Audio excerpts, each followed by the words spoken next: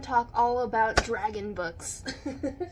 These are going to be both dragon books that I've read and absolutely love, and also some dragon books that are on my TBR. So let's get into it. Okay, we're going to start with the ones that I've read and loved first. I want to start with a series that I feel like does not get enough love and attention, and that is, oh no, they've completely fallen out. Oh no. That is the Fire Within series. The covers look like this. You might have seen them as a kid, or you might not have. But this series, I was actually absolutely in love with in middle school. Like, I think I read through this entire series, I want to say in like a month.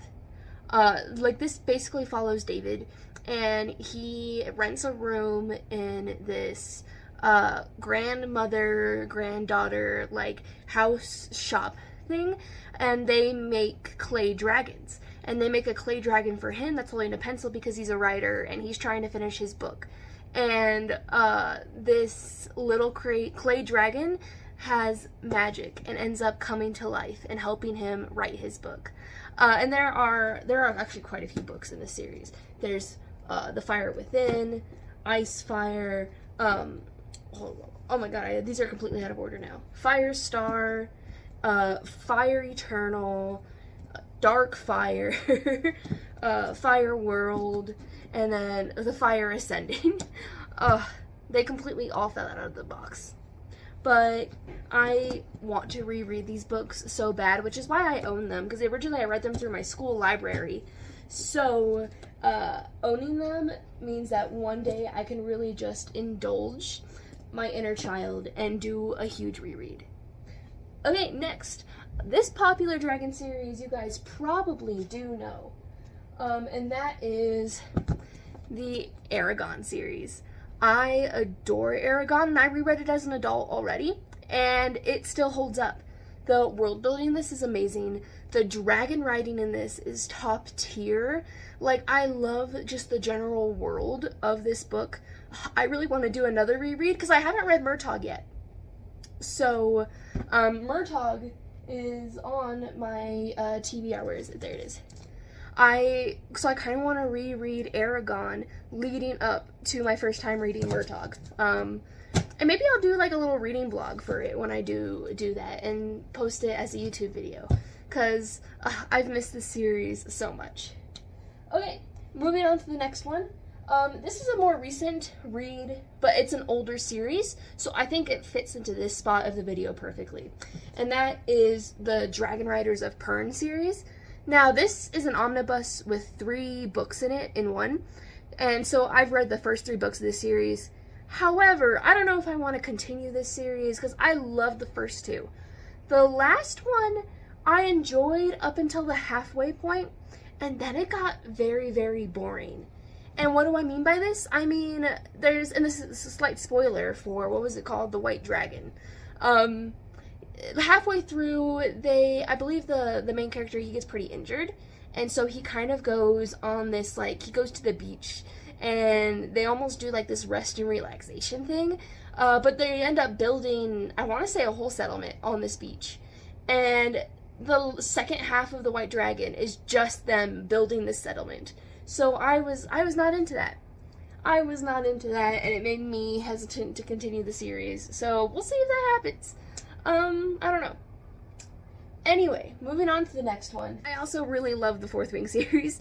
Like, the Fourth Wing series not only has my favorite book boyfriend ever, like, Xaden Ryerson actually owns my entire heart. And, I feel like there's nothing I can do about it anymore. Like, I have dreamed about this man. But I also, again, I really enjoyed the dragon writing in this book. It definitely feels really heavily inspired by the Dragon Riders of Pern, but, like, the Dragon Riders of Pern is, like, the OG, you know? So it makes sense that this one definitely took inspiration from that, and inspiration from Eragon. And I think, like, people say what they want to. I think it's written just fine. Like, I love the way that it's written. I don't think it's written bad or anything like that. I like Violet, all of the above. Iron Flame, it's a little bit, like, Iron Flame is my least favorite in the series. However, I enjoyed it on a reread way more than I did the first time I read it. Maybe it's because I knew what I was like, what to be expected of going into it. But Onyx Storm, I absolutely loved. I loved every single second of Onyx Storm. Like, I think might be my favorite book in the series so far. I'm actually I'm gonna be doing an audiobook reread for this so I can listen to it while I'm at work. Cause I can't stop. I don't know. And then finally for the books I've read, these two are both the beginning of series, but whether or not I'll continue them, we'll handle them each individually because there's a different answer for both of them. But, So Let Them Burn is Jamaican-inspired dragon fantasy. The thing about this series is that it was so long in between when this book came out and the second book came out, I actually don't have any interest in reading the second book. However, I still enjoyed this one. I still think it's a good YA dragon riding fantasy, but the dragon riding is not as front and center as I generally like in my dragon riding books. But that's okay because it's supplemented by this cool ancestor or summoning the gods kind of magic. But still, I mean, I might eventually read the second one. I'm not opposed to reading the second one. I just haven't gotten around to it. So, it'd be like that. Okay, and then, finally, for the section of books I've read, the Natural History of Dragons, I really like this one as someone that's a biology major, because it's definitely written old school naturalist, researcher vibes, and I really enjoyed that, aesthetic as a whole. And I have been meaning to completely, read the rest of the series, because I think it's still on Kindle Unlimited. I may be wrong about that. Kindle Unlimited takes things on and off all the time, so I don't know if it's still there, but I'm going under the assumption right now that it's still there, and I have time.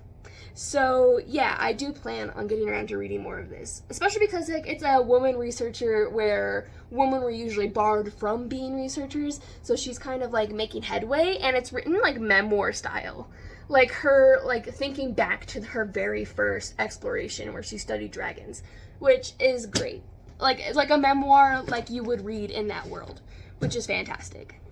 Okay, now we get to go into all of the books that I have on my TBR. Actually, not all of them. These are definitely not all of the books that have dragons in it on my TBR. These are all the books I have that have, excuse me, I'm adjusting you so I can sit down because my feet are falling asleep. Ugh. These are books that I have on my physical TBR that has dragons in them. And we're going to start off with just the ones that are sitting on top here. The Dragonfall series. I have both Dragonfall and Ember Claw.